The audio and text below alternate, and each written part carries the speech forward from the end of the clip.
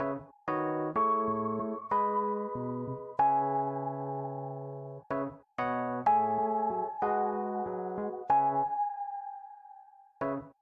looking to rise some more, I don't go with the flow. I am a rising star for sure, for sure. Seed of greatness has been planted, I can't wait for it to grow. Why I reap what I sow, yes I reap what I sow. The dry times and dark places increase my capacity for growth. It's inevitable to burst out of the norm of mediocrity. Excellence is calling me out, now I'm moving at a brand new maximum velocity. As time is ticking away, I'm ready to pay the price every day. No debt is too great, admission paid at the gate.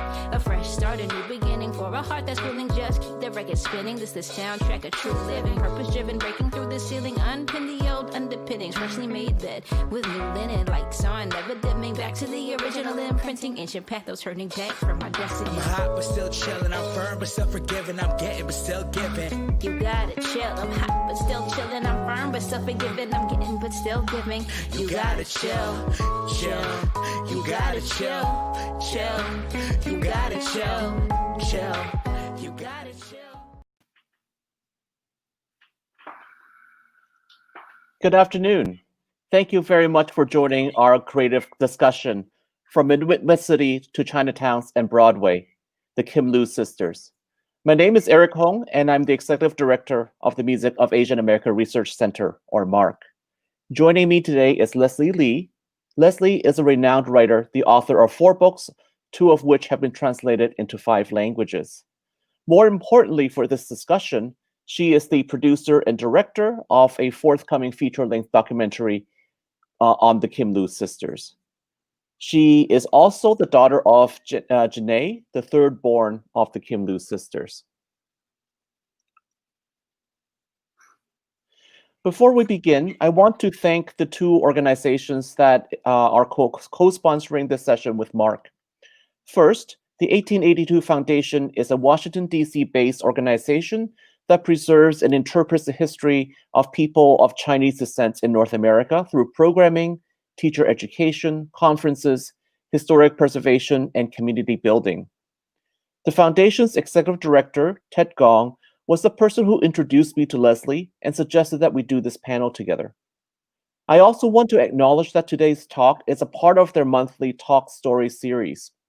Talk Story is a term that originated in Hawaii, and it means something like shooting the breeze. This series is based on the idea that everyone has a story to tell. So if you're interested in Chinese American stories, please go to 1882foundation.org and look for forthcoming sessions. All of their programming for the next several months will be virtual, so don't worry if you're not in DC, you can still join their programs. So hello to the 1882 Foundation community who is joining us today. Second, I want to thank Philadelphia Asian American Film Festival and particularly Festival Director Selena Yip for giving us time on their program and for allowing us to connect to its audience. PAF has been one of MARC's major community partners since our founding, and I'm very happy to see this relationship continue to thrive. So who were the Kim Loo Sisters? Why haven't many people heard of them? And why is it important to talk about them now? The Kim Loo Sisters were entertainers from the 1920s to the 1940s. Here is a youthful photo of the youthful sister with their parents. They were known primarily as a jazz vocal quartet and later jazz vocal trio. As we shall see, however, they also danced and performed acrobatics. They were the daughters of a Chinese paper son, that is, someone who came to the United States using false papers during the Chinese Exclusion era, and a Polish seamstress. They grew up in South Minneapolis, in a Scandinavian neighborhood, and started performing in vaudeville as children and teenagers. Later on, they performed in Chinese American nightclubs, often known as the Chop Suey circuit, and got to Broadway in 1939.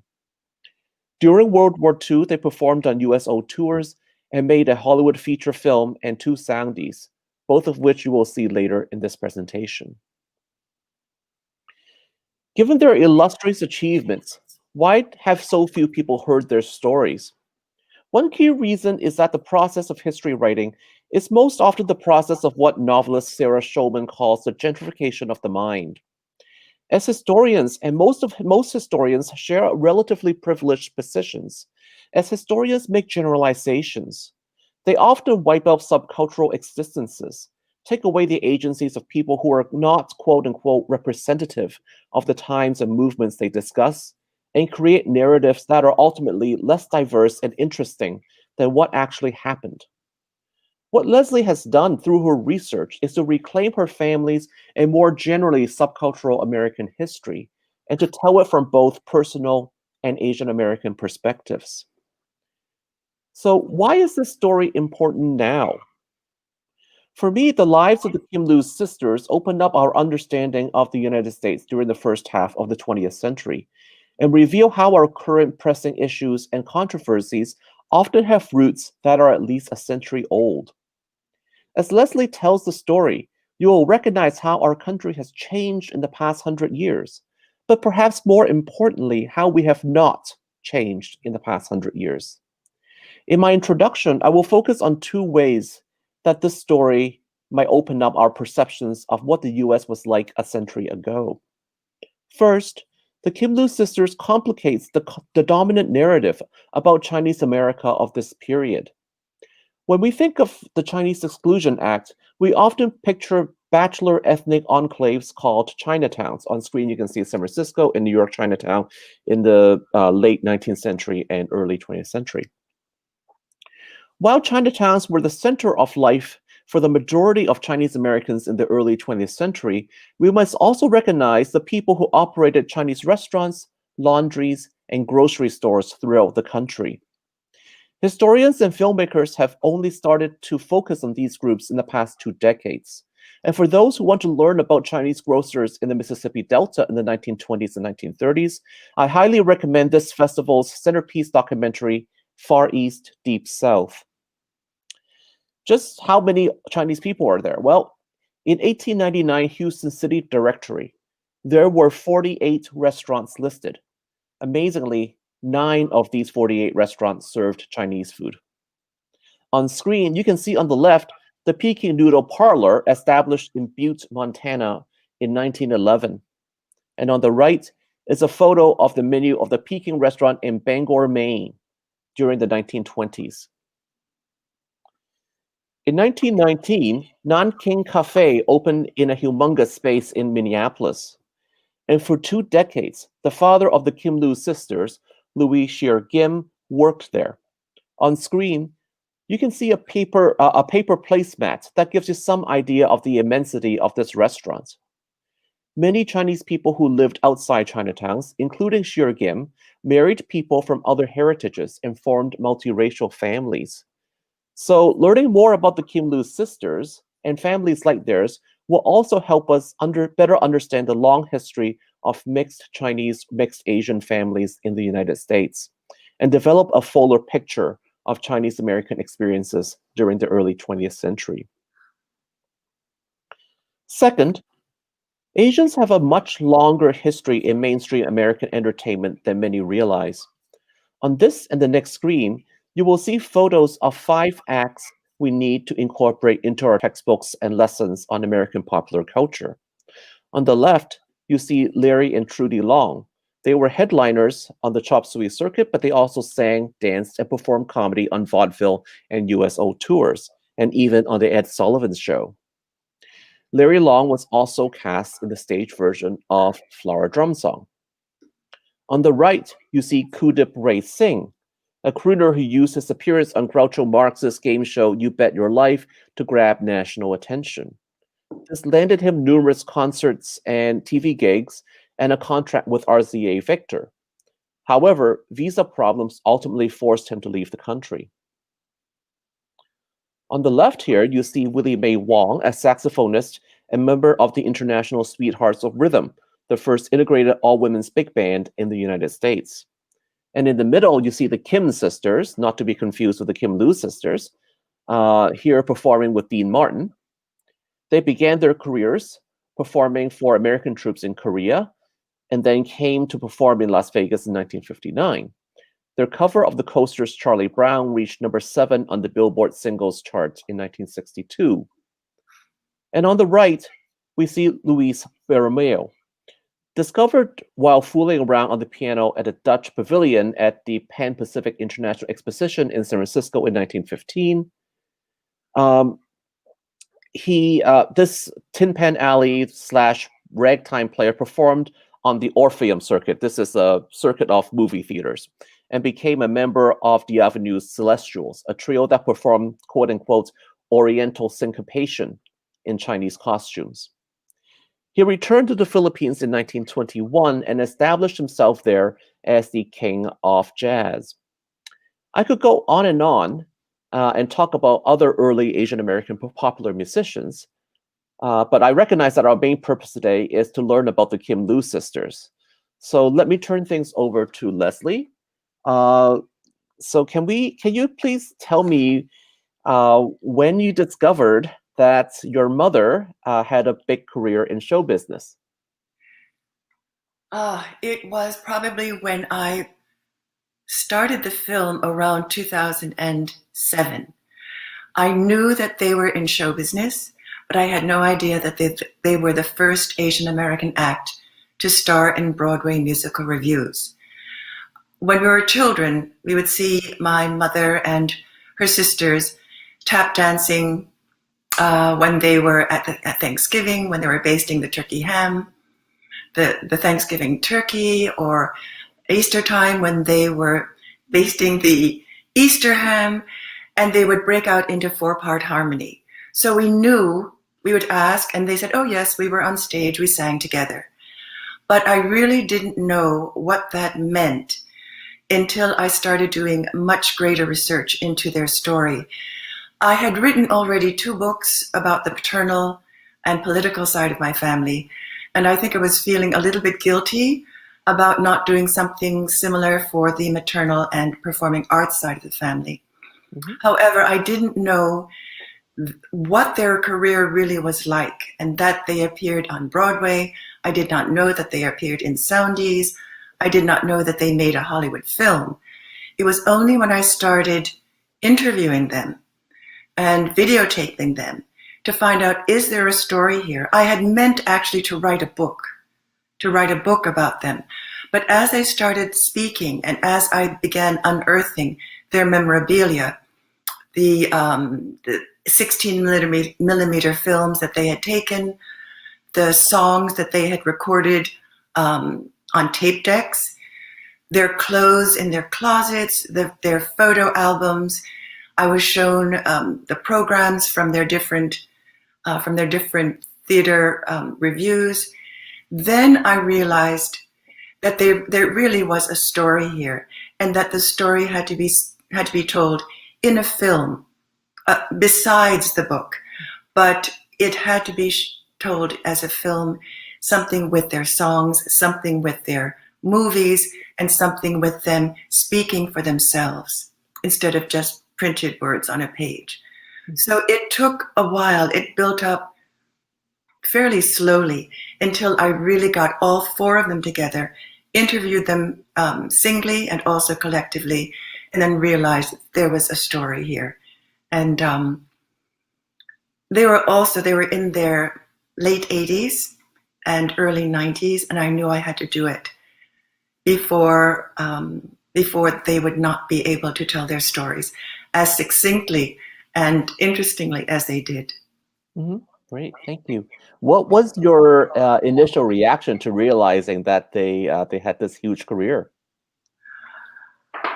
Well, I was really stunned that they didn't. They just said, "Well, yeah, we did. You know, we were on stage, and yes, we were on Broadway, and we did this movie." And I thought, but that's important. It's, you know, that's something that's really special. And they said, "Well, you know, that's just what we did.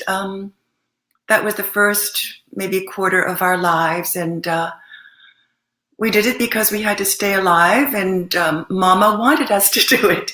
She was the one who put us on stage, who gave us dancing lessons and said that we could make a career out of being in show business." Mm-hmm. I said, well, if Mama wants that, then we want that too. Okay, great. Did you ever ask them why they didn't tell you more? You know, I think I don't think they realized what they had done. And I think that they didn't realize that it was important. I didn't think it was that important until I started going further into it. Of course, I'd read many books about China, about Chinese Americans, and I thought, this is a story that hasn't been told. I don't know a story like this. And that actor just say to them, you were pioneers in Chinese American history, that you were the first to do this. And so they, I think they were really quite modest all the way through. But I don't think they realized that their story was something that other people would want to know about, and that it was part of American history. I don't think they recognized that at all. Okay, yeah. So let's start their stories from near the beginning. I know that they did not grow up with a lot of money. So why did your mother send them to dance lessons? Well, it was my Auntie Alice, the oldest Kim Loo sister. She was bow-legged as a child. And so her pediatrician said, send Alice to take dancing lessons. It'll help straighten her legs. So my grandmother sent her to Augie Clausen's dancing school in Minneapolis, Minnesota. And she did very well, just kind of naturally. And Augie Clausen said, do you have any other brothers and sisters at home? And she said, oh, I've got loads of them. And so when he saw them, he said, well, have them come in here and let's see, how they can, if they like dancing. And basically at that time, it wasn't dancing. It was stretching. It was kind of acrobatics.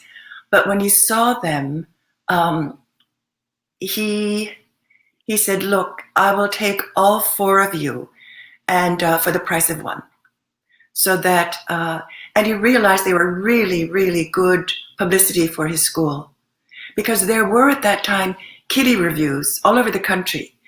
And with these kiddie revues, children, many times of immigrants, that was the way towards the American dream. And they would go to kiddie revues. There would be a little bit of money for the first prize. There would be maybe a loving cup. There would be something like that. But that was the beginning for a number of stars, actually. I think a lot of big stars started that way in kiddie revues. You're too young, Eric, but there was such a thing as called Our Gang, and you saw really young children acting, I think it was in the 20s and 30s, acting in these little programs. I used to watch it as a child, but it was quite popular back in the day. Okay, great. So we have a clip of the sisters talking about one of their early acts. So let's show it, and then maybe you can talk about it a little bit more. Sure, great. Actually, before we begin this clip, can you talk a little bit about the context of this interview? The interview, I think they are talking about when they were Louis' Chinese Kiddie Revue. They had been discovered by Paul Whiteman, who came to Minneapolis and it was during Christmas time, and he wanted to see if there were any local talented children to add to his performance. And so my grandmother thought, well, I'm going to send you all, and you're going to do the interview, or the whatever you call that. I forgot. Audition. The audition. Thank you, Eric. The audition, and maybe he'll take one of you. So it was my Auntie Alice and Auntie Maggie. They did a tap dance routine together. My mother was the acrobat, and she did an acrobatic routine to a song called Beautiful Love. And my Auntie Bubbles, the youngest one, she did she impersonated Sophie Tucker, who sang Some of These Days. Sophie Tucker was the last of the Red Hot Mamas, and Auntie Bubbles had a really fantastic voice, and she impersonated Sophie Tucker at 4 years old. So they're remembering this, and they're talking about, that was their first, I think their first kiddie review where they were really noticed. And then they went on with Louis' Chinese Revue, and they had a special way of introducing their act all 6 of them, the 4 Kim Loo sisters as they were children, their brother and their sister, both younger, their mother, who was also part of the act, and their pianist, Lois Risto. I think they're talking about that. Mm-hmm. Okay, so here we go. I would come out and introduce. Yes. Ladies and gentlemen, and little folks too, I want to introduce to you a Chinese review that was quite up to date. It consists of our mother. You'll see her. Just wait. 6 brothers and sisters in one little nest. And so I present the East to the West. Here we are, and you and I let the world. So then we did our individual acts. I danced with my brother. Then Maggie and Alice danced together, tap dance. Then Janae did Beautiful Love, acrobatic dance. And Ray was too young to do anything, so she would just appear in the finale with my mother to show how many children we were.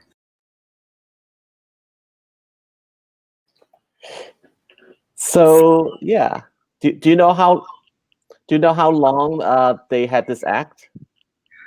They had, I think up until they were in their early teens, they went with the act across the country on the vaudeville circuits west of Chicago. My grandmother decided Minneapolis was too small for them. They were getting more notice. And so they were based in Chicago. And from Chicago, they traveled the circuits that went westward to California. And I believe it was when they were in California and they realized, I think my grandmother realized that there were much better paying theaters east of Chicago, much better paying, much bigger theaters, and her children were growing older. And she realized that the 2 younger ones should go back to Minneapolis to their father and go back to school. And then I think she basically decided for the 4 eldest, my mother, Maggie, Alice, and Bubbles, that they should become a jazz vocal quartet because swing was now becoming really big in the United States, which was a very toe-tapping, very rhythmic kind of music that was very easy to dance to. So what did it tell you about what life was like on the road so much as children and teenagers? I think, well, first of all, my grandmother decided public transportation was just not going to cut it. So she bought I think it was a 9-passenger, 7-passenger Lincoln, and had one of her relatives, one of her Polish relatives, drive all of them to their gigs all over the country. I think they actually enjoyed it. They did have not only the chauffeur, they had their pianist, and they also had their tutor.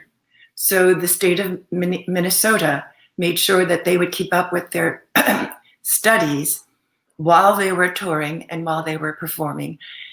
I know my Auntie Maggie said that she really preferred, she said she wasn't at all nervous when she was performing in front of an audience, but that in school she was afraid to stand up and to answer in front of the class, but not at all afraid to perform in front of an audience.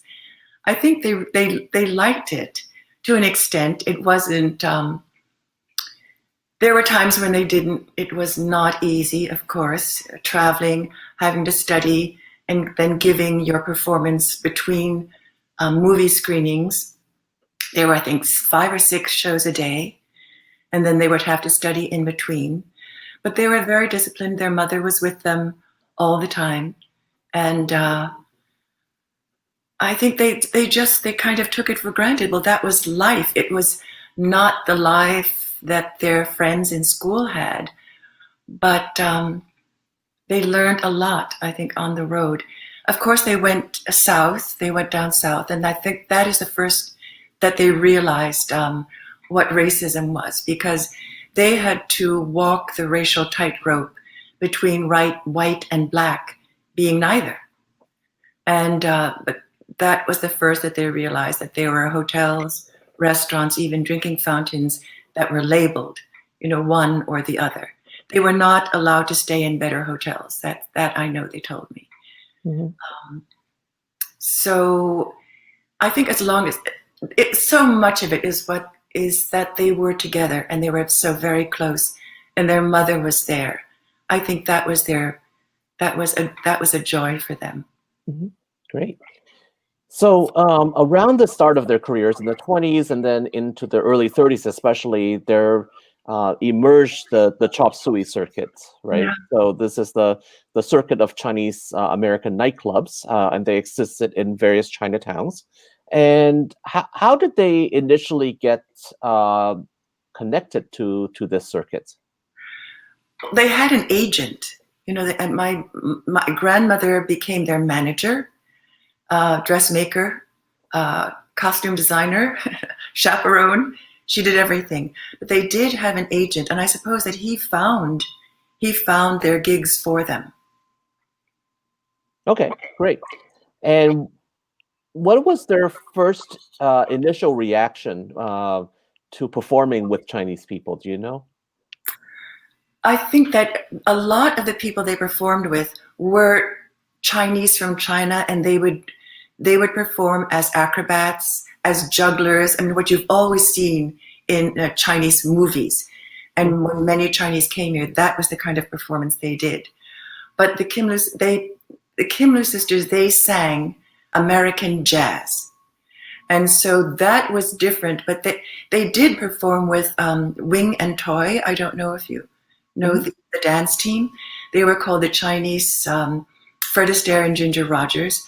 And though Wing and Toy were also in the Chop Suey circuit, but they did apparently, even in the Chop Suey circuit, there was a very famous dance. I think it started in the 1930s, late 30s, called the Big Apple, and everyone would come out on stage. The Chinese, the pure Chinese, as my Auntie Bubbles said, and then the Chinese like them, the Chinese Americans, she called them the old Chinese, and we are the new Chinese.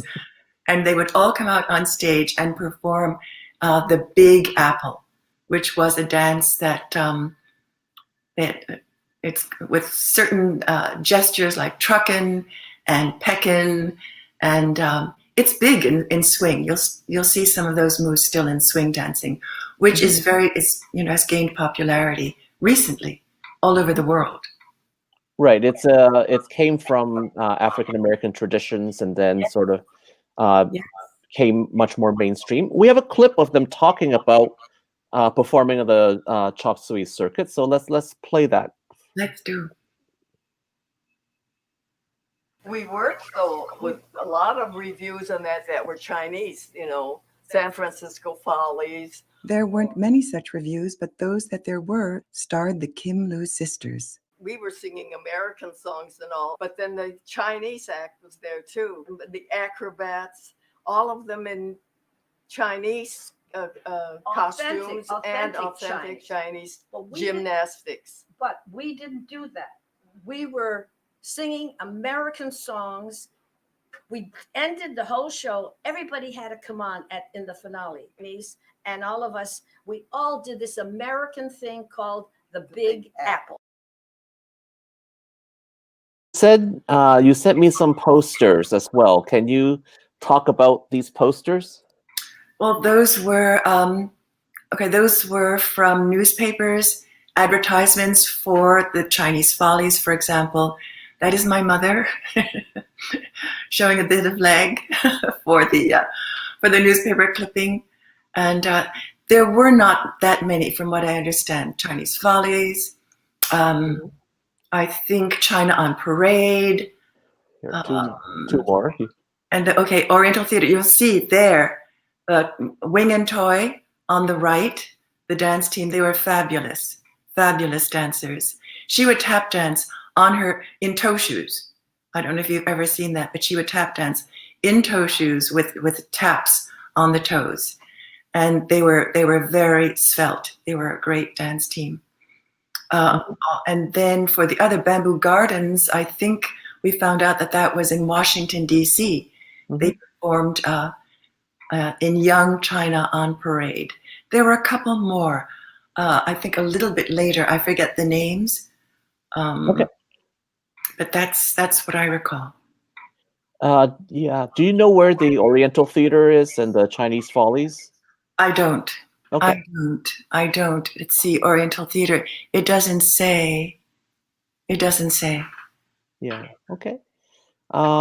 These Bamboo Gardens, we know that was Washington, D.C. Yeah, there's an address there. Yeah. You can see. Okay, great. So can you tell us how they got their big break onto Broadway in 1939? 1939, that was their huge break.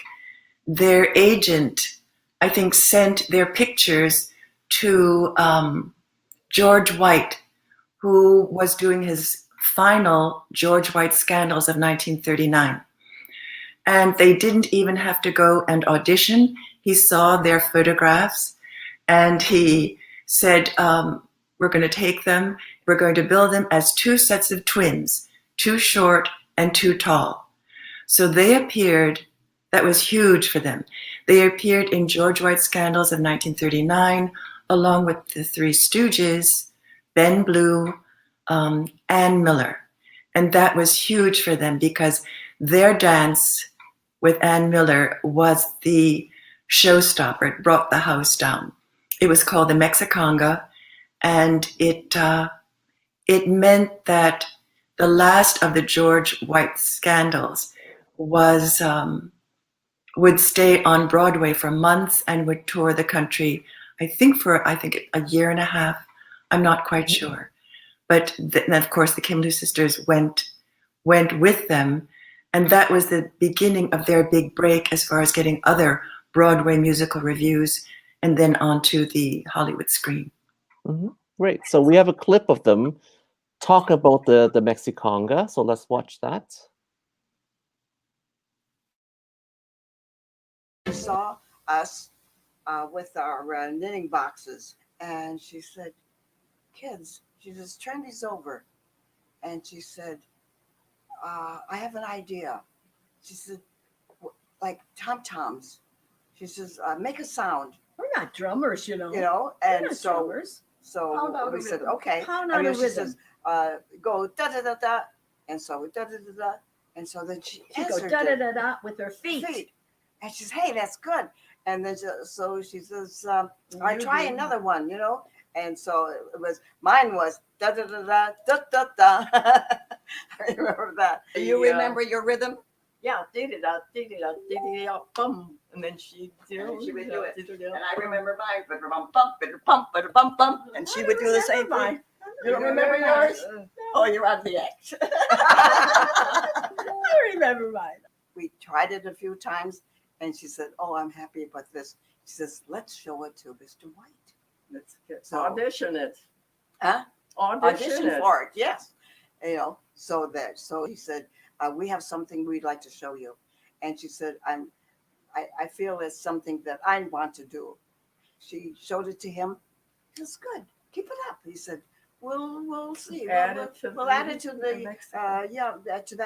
To the production of number. the number, yeah."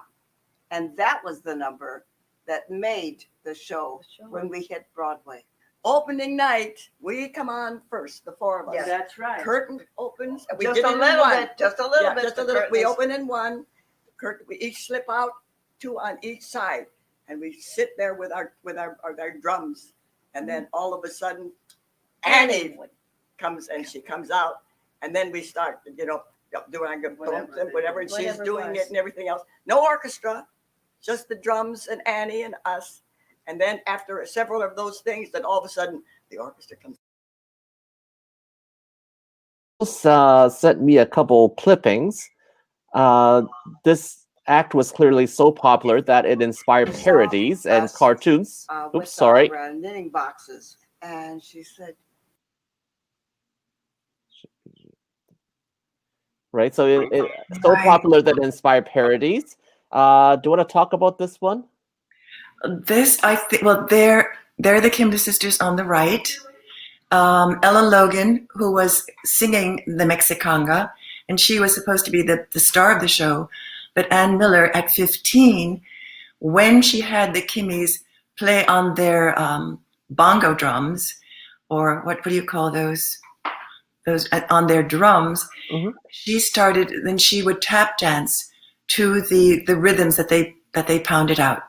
And that became the hit. And she just, zoomed into stardom from that particular dance. And that's Ben Blue, who was a pretty famous comedian at that time, on the left.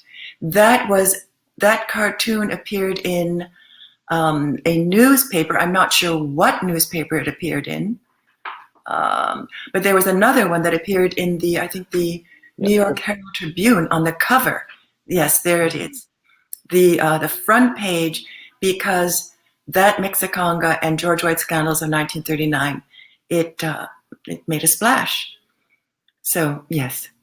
So that was, once they were in George White Scandals and went on the road with that show, then they were booked immediately into other gigs in Philadelphia, New Jersey, Washington, D.C., and they would go on to star in other Broadway productions. Yeah, so we also have a clip about their life on the tour of the Scandal. So here you go. And we were in the Scandals on Broadway at the Alvin Theater for about 6 months. Then we went on the road for another year of the same show. It was great because George White had a series of railroad cars. Our mother was with us, and also our younger sister, Ray. All the life, really, of our career, it was with Mama. But Daddy was always home, ready to send a couple of $100 when we needed it. Yes. Following their success in the Scandals, the four Kim Loo sisters were immediately booked in several East Coast theaters in Pennsylvania, New Jersey, and Washington, D.C. We had to learn a whole new act after the Scandals. So we went to our arranger, Leon Carr, and we said, we need a new act for the four of us after the Scandals. I wish the new act consisted, and unfortunately we cannot show the songs for their new act because I have yet to buy these songs licenses to be able to screen them so that you could hear the songs. But one was, "What Is This Thing Called Love?" They were, that's one that I know. I'm not sure of the others, but that I remember. There was another, I Saw, I Conga'd, I think was one, which is not that well known. And then was that about their own experience, or? I'm sorry? Was that like written for them and about their own experience? No, those songs, those are very, those songs are written like Johnny Mercer and Cole Porter. They were not written specifically for the Kim Loo sisters. Okay. They were songs that were popular at that time. Okay, great. And so was this a choreographed show? Do you know what they did on stage, or were they just sort of singing like singers? Or there were some, I know that they were in a show called Hellzapoppin where it was definitely choreographed. For example, my Auntie Bubble said that she had to pretend that she had taken a package from a Chinese laundry wrapped up in tapes and in brown paper, and then run up the aisle and then hand it to the comedian or the person on stage, and then she would start to sing, "I Wonder When My Baby's Coming Home."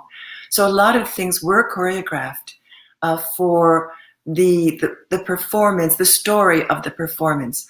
Other times they would just come on and sing when they were with the Ina Ray Hutton Orchestra. Then they would just come to the microphone and they would sing certain songs. And Ina Ray, who was the band leader with an all-male band, though she had started with an all-woman band, I think a decade or so earlier, But during World War II, she had an all-male band, and the only other members, the staff members of her orchestra were the Kim Loo Sisters.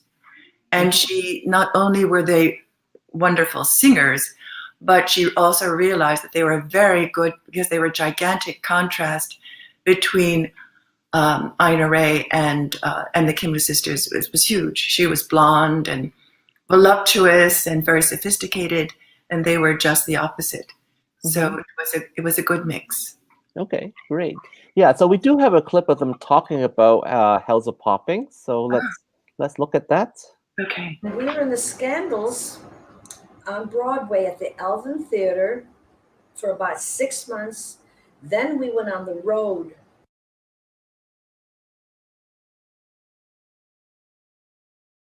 Broadway came calling. This time it was the Schuberts. Olson and Johnson had a big Broadway show called Hellzapoppin. At the end of that stay on Broadway, they wanted it to continue, and they wanted us. And we went on the road for, golly, a year. Yeah, Jackie Gleason. Jackie Gleason took over the part. We did a lot in Hellzapoppin. What songs did we sing? Good Night, My Love? No. Where to? Where? The Man with the Patent Leather Hair. I mean, these were all songs written for Hellzapoppin. I also did a solo in Hellzapoppin. And we don't speak Chinese. We were American born. We didn't know. Chinese laundries have brown paper with tapes, and that's the way Chinese laundries delivered. My cue was, I don't know what my cue was, but I ran down the aisle and I would go to the comedian that was on there, and then he would take the laundry, and then I would sing a song called I Wonder When My Baby's Coming Home. And so, so in the 40s... Broadway came calling. This time... Sorry. So in the 40s, they made a feature film and 2 Soundies. Most people in the audience probably has never heard of a Soundie. Can you describe what a Soundie is first before we see some? I never heard of a Soundie either until my Auntie Alice said, we made 2 Soundies. And then Soundies were, I guess you could call them, the precursor to MTV. They were short, like 3-minute musical interludes of someone singing on a panorama. And you see on screen now, that is the panorama machine. It was like a jukebox, and you put in a nickel or a quarter, whatever it was, and you would hear the song, but you would then see the person singing. And those panoramas would be found in hotel lobbies, arcades, movie theater lobbies, and they were quite popular during that era. I think there was even a PBS program all about Soundies. That was maybe a couple of years ago. Great. And so we're going to show a part of a Soundie called Gee, the Jeep Jumps. And can you tell us a bit of the background? Because this is history is really important for this particular video. So can you please tell us about the background? Right. Gee, the Jeep Jumps. Well, it was the time of the Second World War. And so you'll see in the Soundie, the Kim Loo Sisters are dressed in military uniform. Actually, they joined the USO and they went overseas to entertain the American and Allied troops stationed in Europe, in Italy, basically. And so they're singing, and Jeep, of course, those were the cars that were used during World War II to get people around. And you'll notice that it says something like the road to Chongqing. There's a little sign in the back. And China was an ally of the United States during World War II, when the enemies at that time were Germany and Japan. So the Kim Loo Sisters are singing about being on the road to Chongqing in a Jeep during World War II. Great. And Chongqing, and what is the importance of Chongqing? It became the capital of China. The capital kept on moving from the East Coast, from Nanjing, into the interior because the Japanese were winning more and more battles and taking more ground. Great, thank you. So here's the video. The Kim Loo Sisters. Bum, bum, bum, bum, bum, bum, call me Susie, the deep down. Bum, bum, bum, bum, bum, I'm Woody, the deep down. Bum, bum, bum, bum, bum, get rockin'.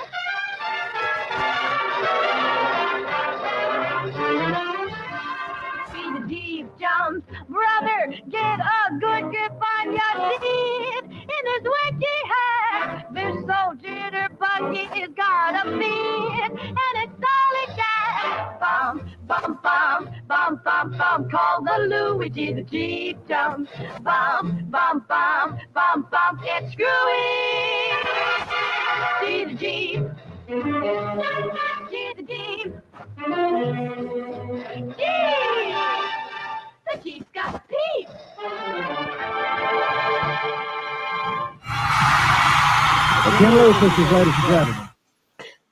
Yeah, Eric, yes. Eric, I would like to say that if you saw some of the soldiers in the back, Chinese soldiers in helmets and in uniform, those were their friends, and they were not soldiers at all. But one was a lawyer, and the other one owned a number of restaurants. But they said, we want to be in show business too, and so they got into that Soundie. Great, yeah. What I sort of love about this video is that at the beginning, the very beginning, there's all this ominous music, right? And then a sudden change, right, when they came in, which is just really interesting. Right. Yeah. Cool. So you will notice in this video there are only 3 Kim Loo sisters, and your mother had left the group by that point. Do we want to talk a little bit about that? Yes. After the scandals, after George White's scandals in 1939, my mother decided that she had fallen in love with a student at Beloit College, my father, and that she wanted to leave the act. And there was her sister, they thought it would break up the act.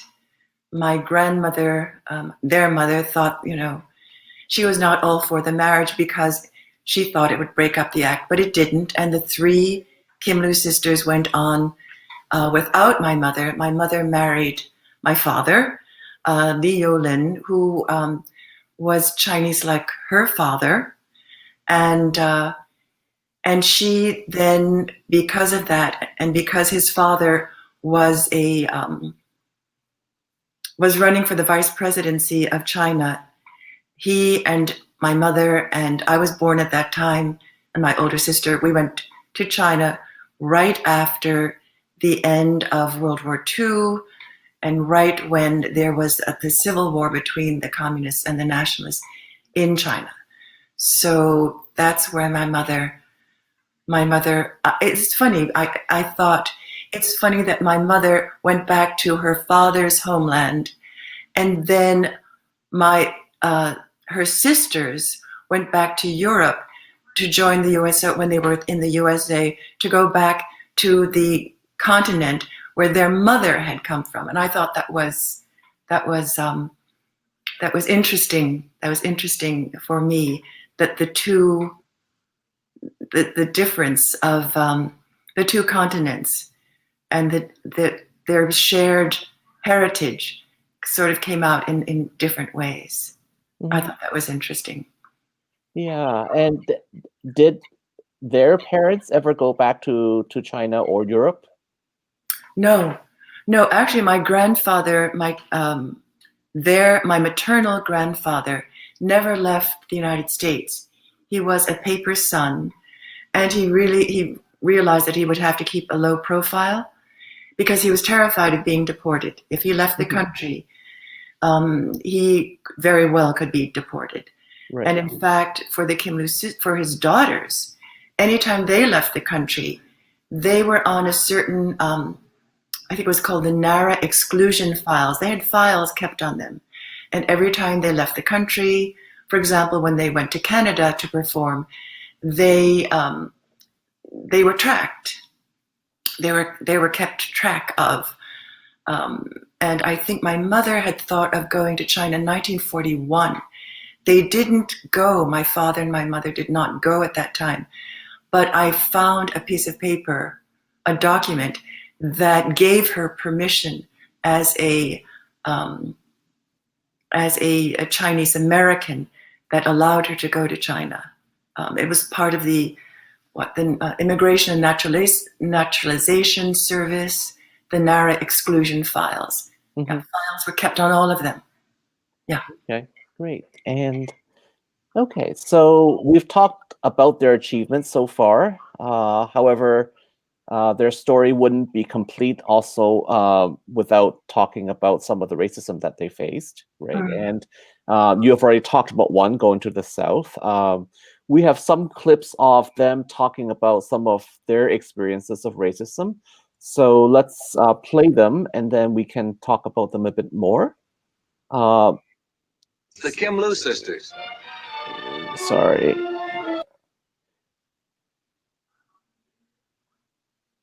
We had it by then.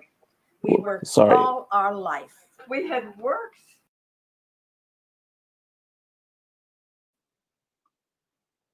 One horrible incident, traveling by train. On the way coming back to this country, they stopped the train. They said, "Get these 3 Chinese girls off the train." The border. Yes.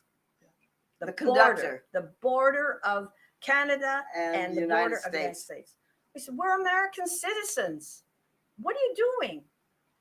Get them off. We're not going to leave this station unless they get off." We had our hair in curlers.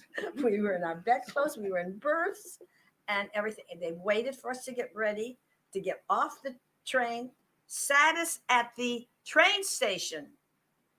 And they said, "We're taking off." Stranded us. Alice got on the phone to Washington, D.C. And they said it was an error. It was an error on the conductor's part. He was overzealous. Yes. Yes. We were all American citizens. They had all of our papers in Washington. They had everything. So they said, "Okay, get on the next train." But that conductor and that train pulled away and left us stranded there. It was horrible.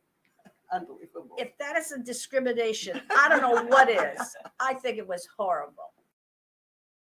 And here is another incident regarding housing. In Chicago, the newlyweds encountered racial prejudice similar to the discrimination Janae had experienced in the South. At first, we had a difficult time finding accommodations to getting an apartment. It was wartime.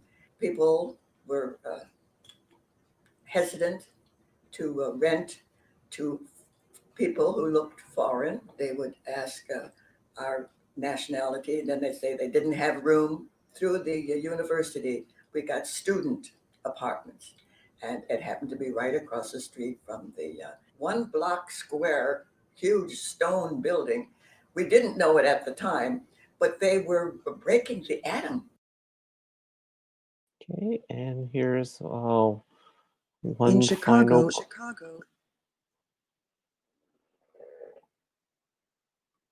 And my late husband, I was a widow. My late husband was with Tommy Dorsey, and I came back to this country. And in those days, we had to take a blood test, a Wasserman test, and everything. Came back to this country, and he was working with Tommy Dorsey, singing in the band, and it had to be between shows and had to be between dates. He was in Philadelphia, and I got the appointment to go, and he had to wait 3 days. He went back to Philadelphia. We waited 3 days, and we had to get the license, and had to get a license to get married. So it wasn't easy. Wasn't easy. And where were you then? In New York? In New York.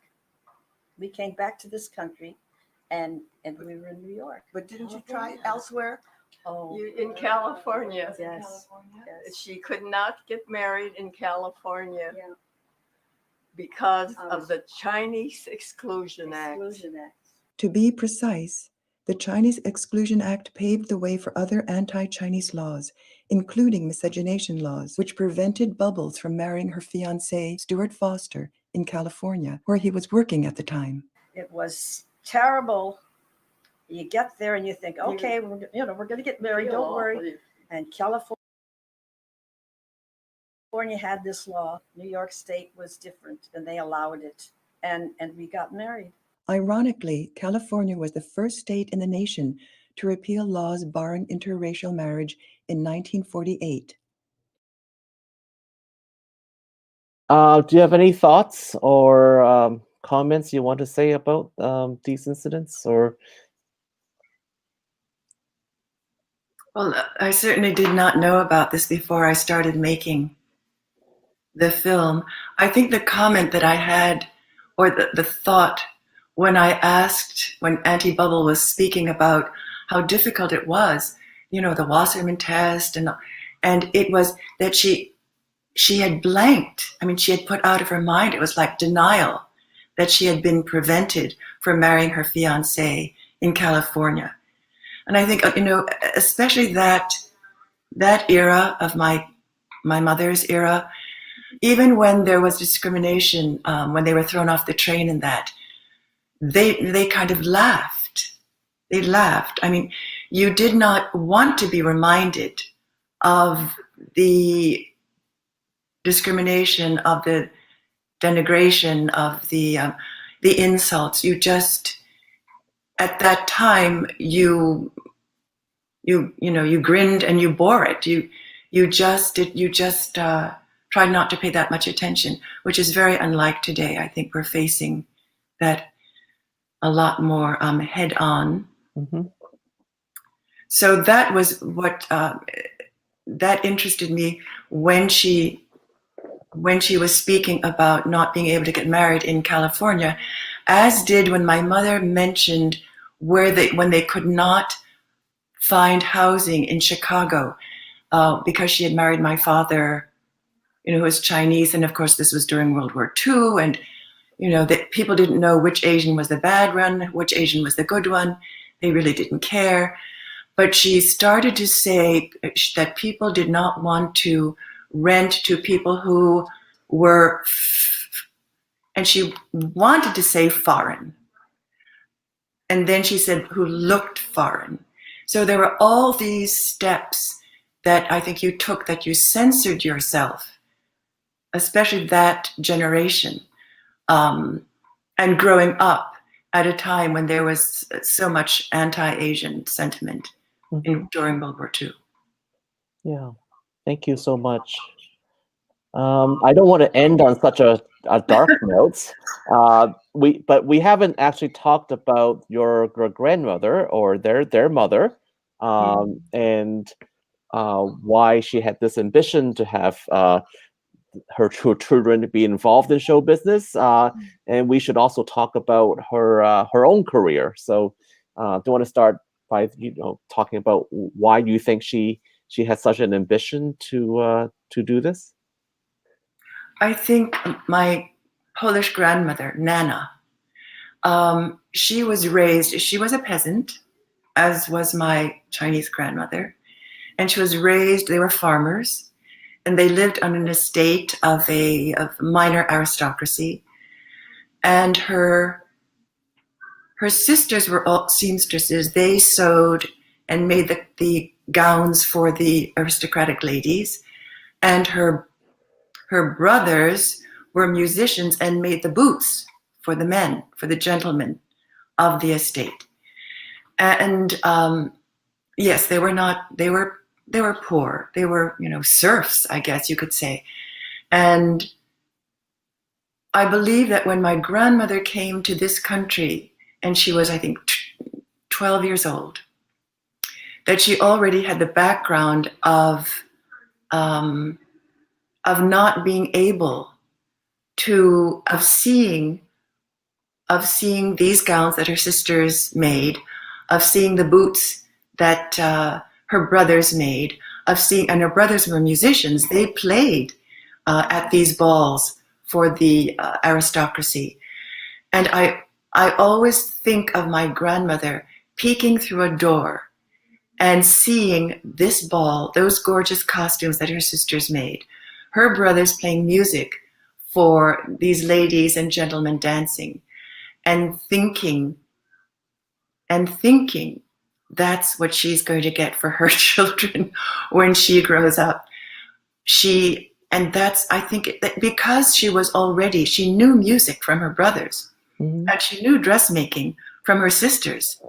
So she had already these skills. And when her children were said to be musically talented, I think that gave her the go-ahead. It's going to happen. She's going to make her dreams come true. And in America, that was possible. Mm-hmm. Great.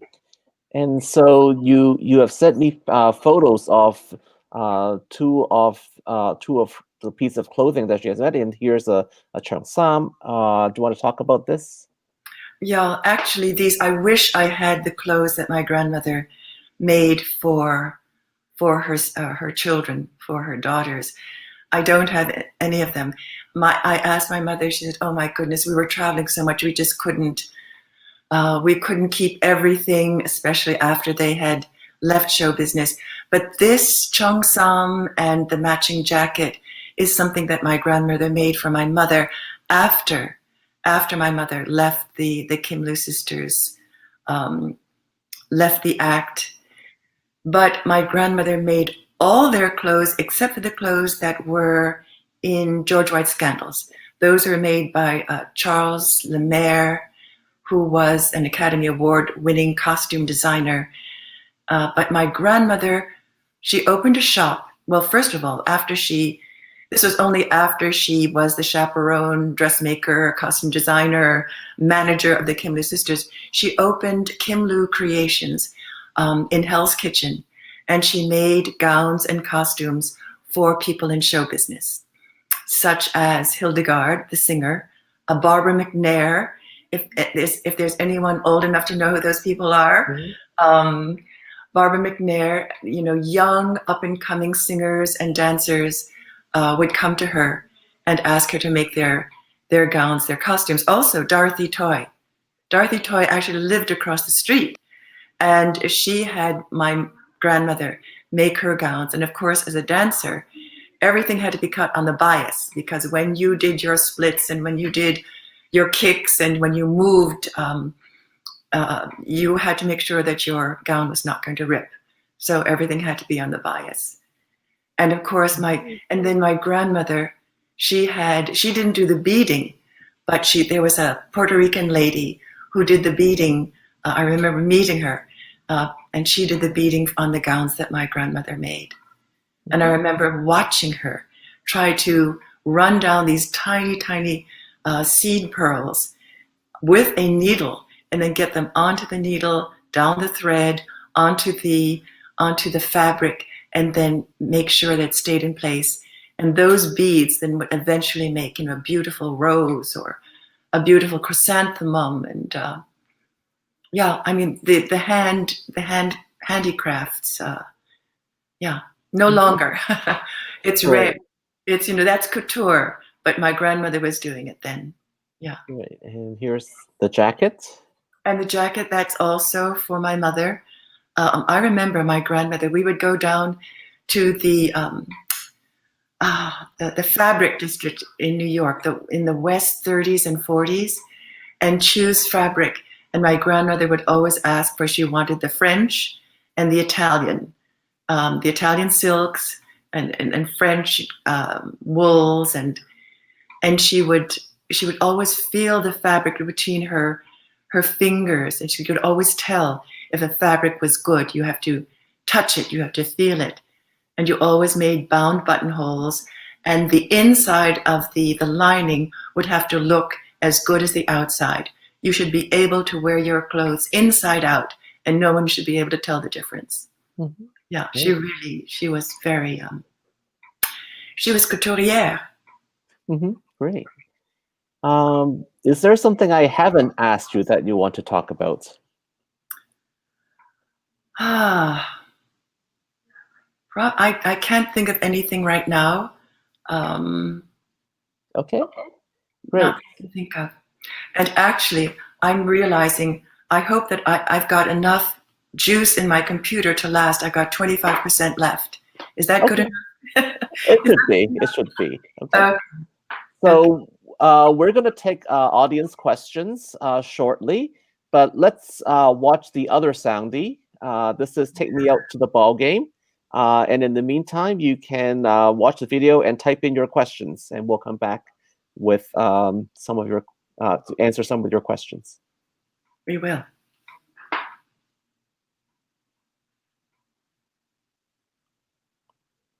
It's the very same old story. Boy meets girl at first glance, there's romance. She looked into his eyes and softly she sighed. Take me, honey, won't you?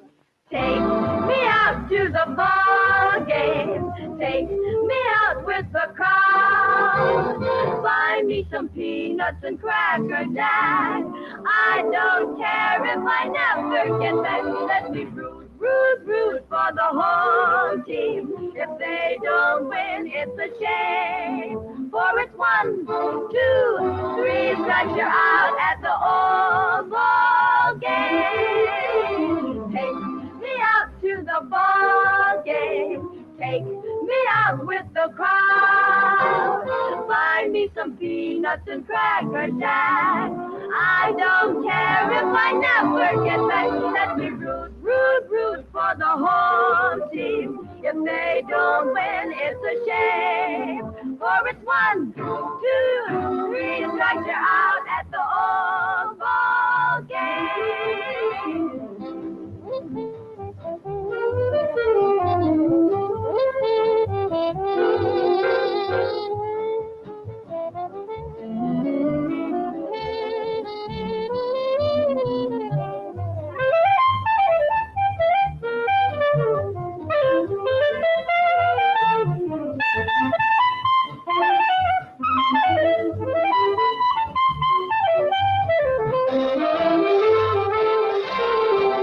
Oh, won't you take me out to the ball game?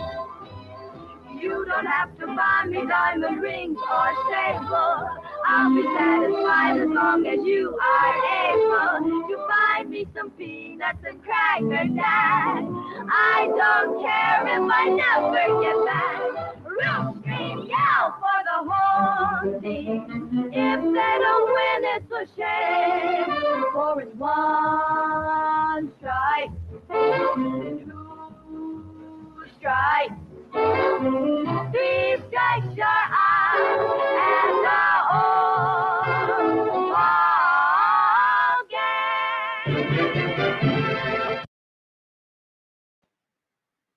Okay, great.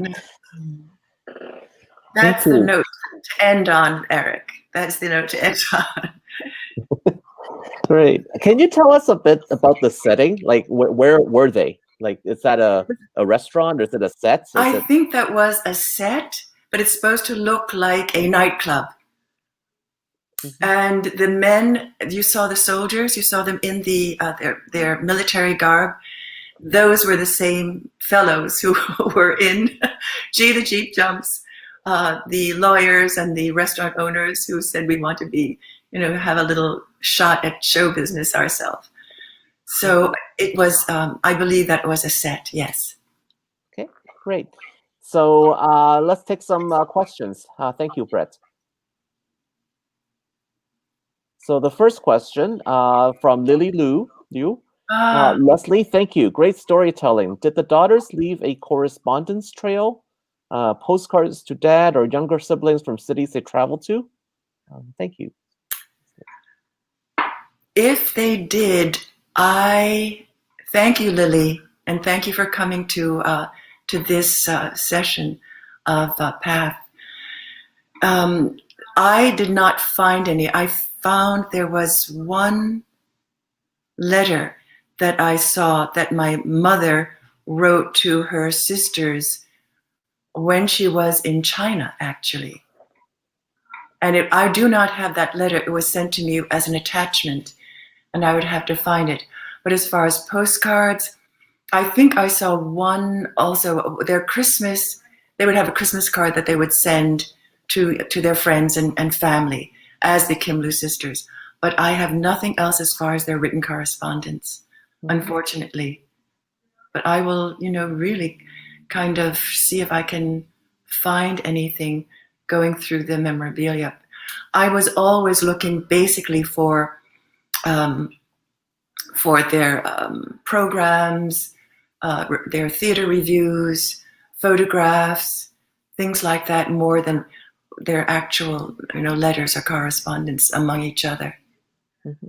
Do you connected with that? Do you know how they, their mother and the daughters corresponded with their father? Were there regular phone calls? How did they communicate? Oh my goodness! Well, they did not see their father that much. They were always on the road with their mother. They would go home sometimes. They would really love, coming home. And how he kept in touch with them, actually, he would listen to, Ayn Rand Hutton had airtime, and he would listen to her broadcasts, and he would record them singing on a Presto machine. And some of the songs that he recorded on a Presto machine are the songs that I have in the film. And that's how he kept in touch with them. I don't know they never talked about phone calls, but he did come to see them. I remember he came to see them. I'm not sure what theater it was. They were performing, and he came in from Minneapolis. And the stage manager said, "Oh, there's someone at the back door, the stage door, to see you." And when they went out, they saw that it was their father, and he had a box of candy for them. And he said he had just seen them performing on stage. And they said, "You paid to see us on stage. You are our father. We'll get you in through the stage door. Don't ever do that again." And that was Auntie Bubbles. That was my grandfather. He was very, very, very humble. He paid to see his own daughters and didn't tell them he was coming to see them besides. Yeah. Great. So we're ready for another question. This is from Steve Ram. Is Leslie looking for more of the sisters' recordings? And does she have the one feature film they appeared in, Meet Miss Bobby Sox from 1944? I will say that as far as I know, and as far as my research took me, they had no recordings, except for Gee the Jeep Jumps and the two Soundies, and then the film that they were in called Meet Miss Bobby Sox with Bob Crosby, Bing's brother.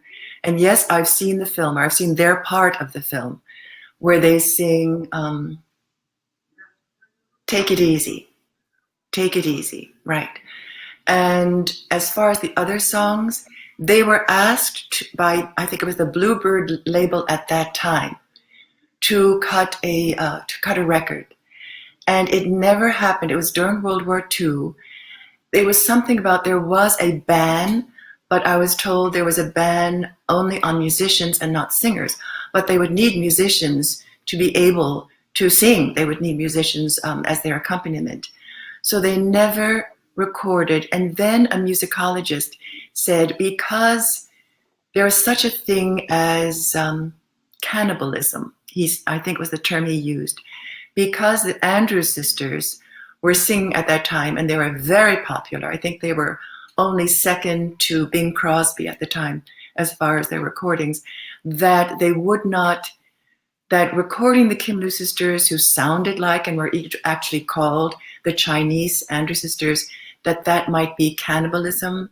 And so perhaps that might have been also the reason that they were not recorded. Mm-hmm. But as far as looking, if I knew if there were more songs, yes. But as far as I know, they were the songs that my Uncle Jack, who married Auntie Alice, he had a tape deck and he recorded them backstage, in rehearsal, and sometimes I think on stage, besides the Presto machine that my grandfather used to record them off the radio. Those are the songs we have. Thank you. And thank you for asking. If he knows of any other songs, and if he's ever found them, that would be wonderful to know. Mm-hmm. Yes. Well, if anyone for our audience members knows of other recordings, please type it in the comments, and we can reach out to you. Thank you. We're ready for more questions. This is from Eugene Mann. My father immigrated from Guangzhou and joined the U.S. Army and served in the Pacific Theater in the 1940s. Did they tour in that area to perform? Thank you for your question, Eugene Mann. No, they were in the Mediterranean Theater of Operations. And that was, I think they spent, I'm not sure exactly how long. It was maybe half a year. I'm not exactly sure. And they performed basically in Italy, in the front lines, I think behind the lines, also in areas of combat. They were based in Caserta, near Naples. And they did travel. I think they went to Bolzano. I think they went elsewhere. I think they went to Greece. But they were in the, basically in Europe and not in the Pacific Theater of Operations. Mm-hmm. Great. And do we have any more questions? From Stan Liu. Do you have any idea when the film can be finished and released? As soon as I get the money to finish it. And that is, the songs are very expensive. And we are still fundraising. And as soon as we can get the money to be able to pay for the songs, we've already cleared the songs licenses. We've cleared the songs. Now we need to buy the licenses and do color correction, sound mix, a couple of other things. And then we would love to have that, the film released. We think this is a perfect time, wonderful timing. If we can do it, soon, we'll see. We'll see. And if anyone is interested in contributing, how can they do it? They can, the Kim Loo Sisters is a fiscally sponsored project of NYFA, New York Foundation for the Arts, which means you can go to NYFA and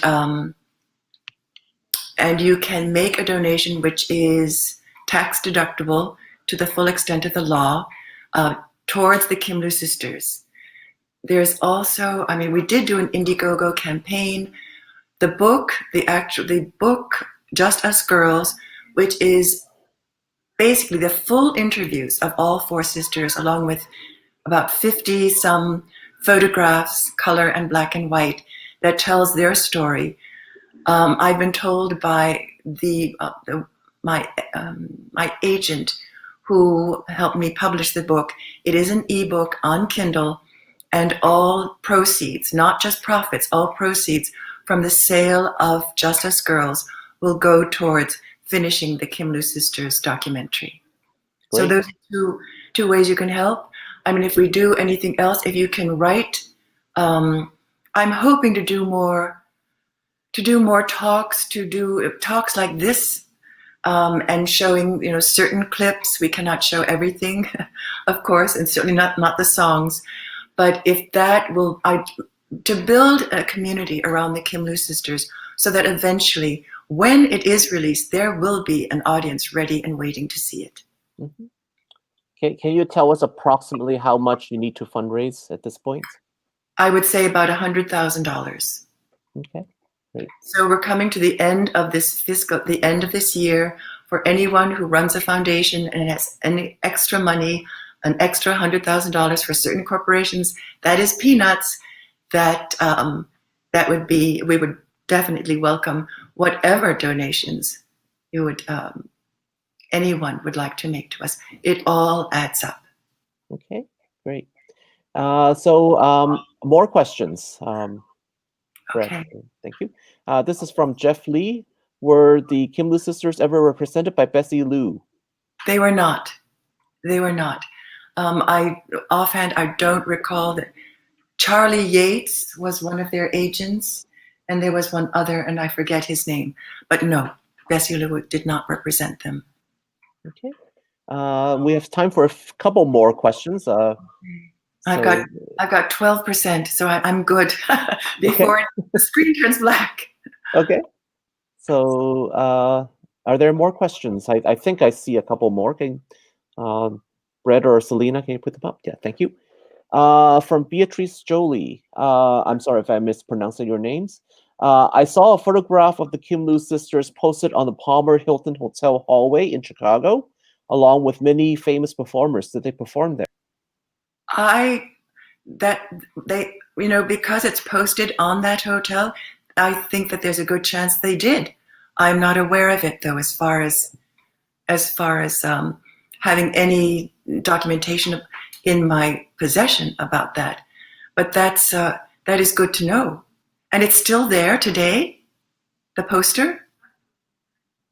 Because if it is, I'd love to, get a photograph of it, if that's possible.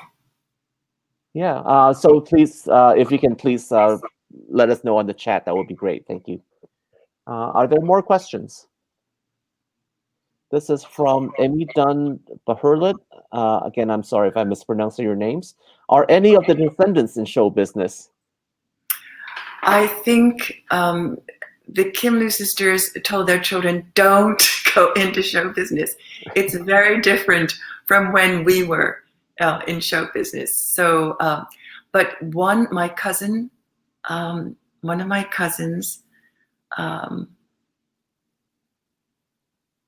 in California, the son of Auntie Maggie, the elder son, Bougie Kenyon, he was best boy. He was behind the camera. He was best boy for Goldie Hawn. So that's good. So that's behind the camera, but not in front of the camera. Great. But So no one else, no. Yeah.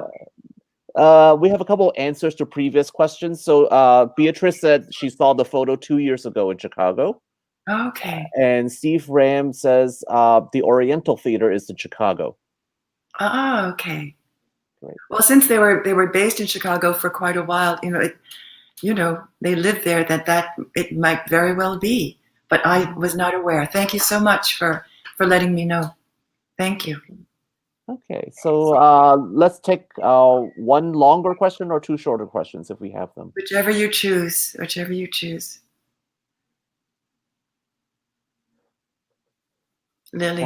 From Lily, how old did the grandmother live to be? This is, I guess, your grandmother. Okay, so maternal grandmother until she was 80 years old, and then paternal grandmother 102. Wow. Yeah. And I believe Bubbles is still with us.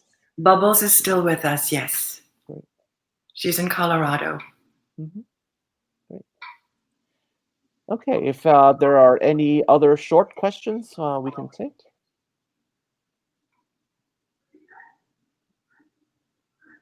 Okay.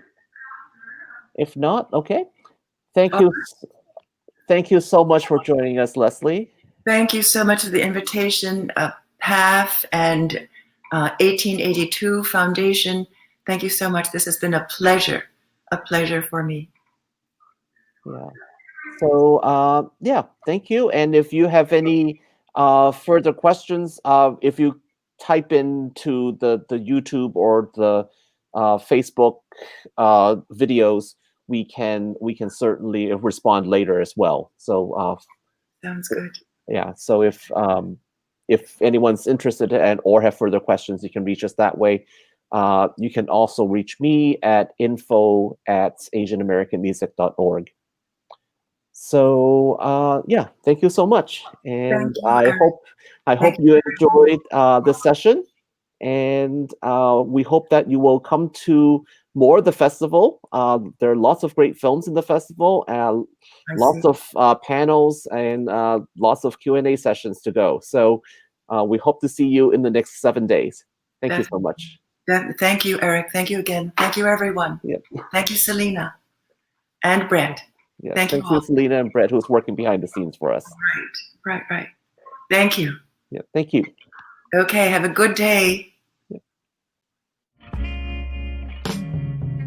You say this kill, black and brown, and when will you talk about class in this story? The rest is allegory. Come together, unionize, see it through each other's eyes. No need to fight over supplies while workers save lives. They need protection too. What we gonna do? Organize a way through. And for those behind bars, we must fight hard. Global pandemic, endemic, systemic. No equality, no quality of life.